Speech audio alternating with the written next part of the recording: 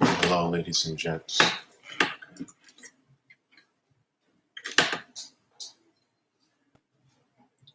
Hello, ladies and gentlemen. Welcome to the Scrap Empire. My name is Zach Hayes, and today we're going to be talking about one of the biggest heavyweight bouts this upcoming Saturday. Now, I'm sure all of my casual boxing fans are familiar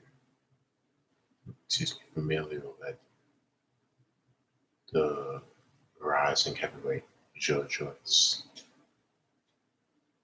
And I'm sure all of my casual boxing fans are familiar with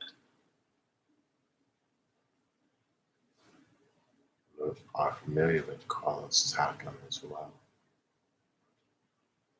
Now, two stars in the heavyweight division both already have a reputation. Joe Joyce, he's fought Brian Jennings. He's been in a conversation for being a contender for the heavyweight title for quite some time now. And he's probably the toughest heavyweight up to date right now. First of all, he moves similar to a 70s George Foreman, going back all the way up to when he was fighting Ron Lyle and Cassius Clay, aka Muhammad Ali.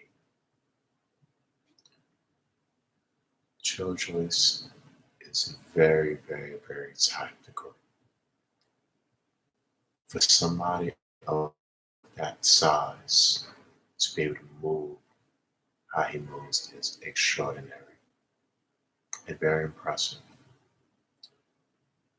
When you watch the fight closely with him and Brian Jennings, for all of my fight fans and my avid watchers, it's one thing to just look at highlights of fights to develop an in-depth analysis of what you're going to make a fight review on, with really analyzing and getting those little details to help you create a perfect fight review is crucial in my world.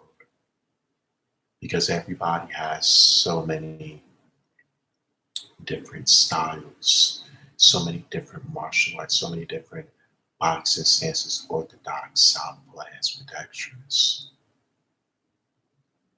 So when I watch the full fights of both fighters, I'm literally able to see the small details that most people aren't paying attention to. Now, when I'm watching Joe Joyce fighting Brian Jennings, in the first round or two. Oh, and by the way, Brian Jennings also fought Deontay Wilder, even though he got knocked out. Joe Joyce isn't fighting just regular casual bumps. He's fighting people in this division that have already claimed the reputation as rising heavyweights. Even though they've never won a title, they still have a reputation. You can't take that. You can't take that away from people like Joe Joyce. No. Or you can't take that away from people like Brian Jennings. Now, Joe Joyce, on the other hand, while I'm watching the fight, I believe it was in London, I'm watching the fight very closely, and I see he loves to move with his waist, and he loves to move with his shoulders. He fights. He hits hard and he's effective, and but he's slow, but in a good way, because he's still able to have an effective style, an effective method with that slow movement that he's incorporated into the fight. This is why I tell everybody lives in their own world. In some styles you can't teach. You have to teach yourself your own style. You have to be comfortable with the way how you move, not how your trainer moves, not how your uh, your martial art instructor moves, or not how people in your martial arts camp moves. Everybody has their own way of moving, feeling, sensing.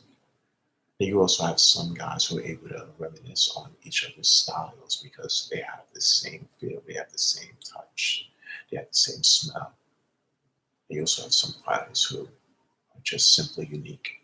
You can't teach them any style except just learn how to utilize and maximize the style that that specific fighter has. And that's what I like about Joe Joyce. When I see Deontay Wilder, he's a one of the gift. He's a one of the once in a lifetime talent that we'll probably see every 25, 30 years. I mean, even though Deontay Wilder has never been on the same stratosphere as Mike Tyson in terms of worldwide exposure, even though Deontay Wilder has come as well.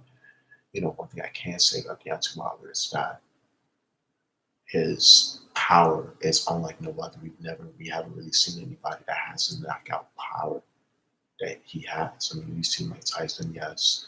Mike Tyson just hit you with combinations and knock you out.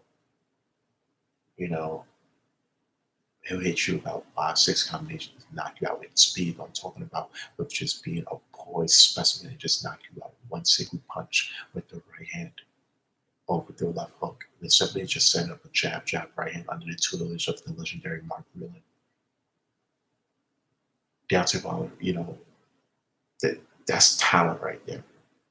People like Anthony Joshua, you know, just his boxing style isn't talent because he's a very robotic fighter, but it's effective for him. And in terms of his physique, that also you also have to be born with that as well. You have physical specimens such as Bruce Seldon, Mike Tyson, Frank Bruno, Chris Eubank, Anthony Joshua. Like these guys that just they look like they can play any sport in the world that they chose to. They could have played football, they could have played soccer, they could have played rugby, they could have played baseball, but for some reason they chose the art of pugilism, which is boxing. Right? And then you have somebody like Tyson Fury, who's just a born natural masterclass boxer from the United Kingdom. You know, of course, I mean, Tyson Fury's style you can kind of teach because it's still basically just mastered the basics and made it to a fancy masterclass. But Joe Joyce, on the other hand, has his own unique style. I mean, but it's similar to someone like George Foreman in a sense where George Foreman hits 15 to 20 times harder than Joe Joyce. But you know, but he moved very, very slow. We're trying to figure out, okay, you have people like Muhammad Ali, even though he lost that fight, he was still effective. You have people like Evander Holyfield, okay, even though he lost that fight, it was still effective. You have people like Mike Moore, okay, he was pretty tough and he was 20 years younger. You still figured out a way to be the oldest heavyweight champion in history, second oldest heavyweight champion in boxing history. How are you able to accomplish that? And this is why I'm so passionate. This is why I'm so I take so much pride in speaking about the sport of art, pugilism, mixed martial arts, boxing, Muay Thai, precision jiu-jitsu, all of these sports. You wanna know why? Because everybody has their own style that works for them. Everybody has their own style that made them the person who they are. Excuse me for my passion. You know, it's just it just transitioned to the rounds. You know, he was just setting up the jab, setting up the jab, setting up the jab, and then landing the right hand. Right, but it wasn't setting up the jab, right hand like at the outside ball. Not really, just being poised. He was being tactical. He was being loose. He was being fancy, and he showed that he could have a little fun. And he had a little bounces, 1-2 step as well, with the way how he was just pivoting with the ladder movement, and just staying on the ball speed. Just staying, but it was like he was manipulating distance, but we aren't able to see him manipulate distance because he's just so tactical, and that's the thing too. You have to be able to fight and act beyond what everyone else can see as well. This is what I mean with having a beyond average depth perception, being able to feel, being able to sense beyond what your opponent can. And you translate that to the fight. Now, you have people, and again, and even somebody like Floyd Mayweather, the ones who say that his style is boring, I don't think they literally, I honestly feel like they can't think or beyond. They can't feel or see beyond what everybody else is seeing. I feel like sometimes when people are watching boxing and when they're saying that Floyd Mayweather he has a boring or his style is ineffective, he just running throughout the entire time. I think they're probably still in the third dimension because if you have fourth dimension or fifth dimension, sixth dimension, even seventh, eighth, ninth dimension thinking, or ability to feel in the ninth or third or fourth, fifth, sixth dimension ability to feel. You'll realize that in order to fight at a certain level, like you kind of need that out of body experience. So you need to be able to have that mind body connection. That's exactly what Floyd is doing as well. And that's what I'm saying with being able to manipulate distance. People just think that that's a word I'm just making up in my head. No, there is such thing because there is such thing as manipulating distance. It happens all of the time. But people don't have the ability to realize that because that's what I'm saying. They just want to see knockouts, but they're not able to see the little details of the fight. And Floyd's literally if you look at Canelo's past fights, prior to him fighting Floyd Mayweather, you'll see that he was a knockout king. You'll see that he was stopping people out. You'll see that he was doing all of this stuff. You'll see that Canelo was literally one of the most superior pound for pound fighters in boxing around that time. Floyd made him look like he was a freaking child.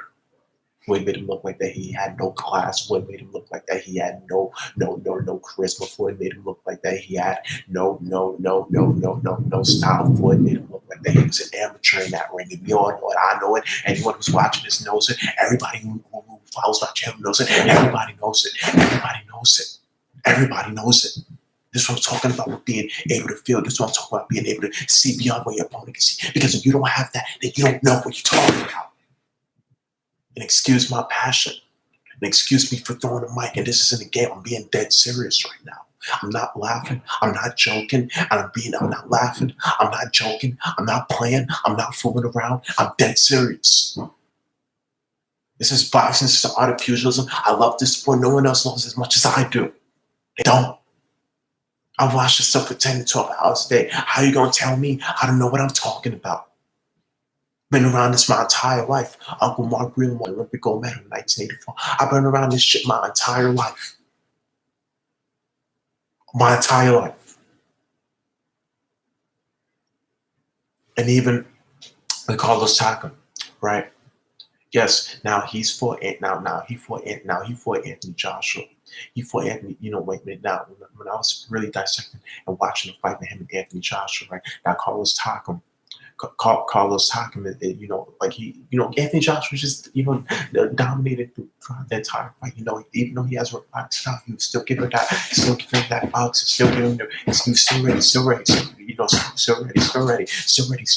engage in the fight. Carlos Takam. It's just he just has a stationary style. He's just standing there and he's just waiting for Joshua to keep on hitting. So my thing is, when you have somebody like Anthony Joshua who has a robotic style and he's able to hit you as many times as he's able to hit you, now when you look at somebody like Joe Joyce who's not only going to be able to hit you in a fancy style, but the way how he wants to hit you, but he's going to be able to manipulate distance as well. Now you're going to have a problem. Now you're going to have a problem that you might not be able to fix immediately. You might not be able to fix towards the beginning of the fight and towards the end of the fight. Now you have a big problem. Big problem now. All right? So, my honest prediction, I believe that Joe Joyce is going to give a masterclass fight. I believe that Joe Joyce is going to give a masterclass of fighting style. I believe that Joe Joyce is going to get the victory that he deserves. Now, is he going to be able to knock him out? Or is he going to be able to get his hand raised? That's going to be up to him to decide that fate. That's going to be up to him to decide which fate he's going to take this upcoming Saturday night when he fights Carlos Takam. Then after that, he's going to keep on rising up. He's going to keep on rising up to the heavyweight division. Then eventually he will get that shot. He will get that shot against Joshua. He will get that shot against Wilder. He will get that shot against Fury. He will get that shot because, God damn it, he's one of the best prospects right now. You can't take that away from him. And he's went out, and I'm a big fan.